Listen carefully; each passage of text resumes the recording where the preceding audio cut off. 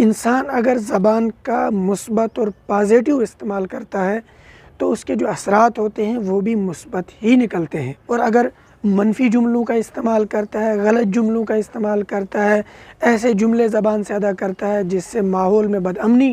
پھیل جائے، تو اس کے اثرات بھی ویسے ہی نکلتے ہیں۔ نبی اکرم صلی اللہ علیہ وسلم نے فرمایا، بخاری شریف میں حدیث موجود ہے اور ترمذی شریف میں بھی ہے، فرمایا کہ من کان یؤمن باللہ والیوم الآخر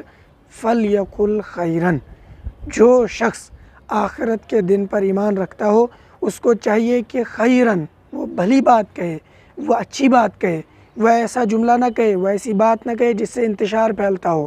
اور اگر وہ یہ نہ کر سکتا ہو، وہ اچھی بات زبان سے نہ نکال سکتا ہو، تو او لیسمت، اور ایک روایت میں فرمایا وفی روایت لیسمت، کہ وہ خاموش رہے، پھر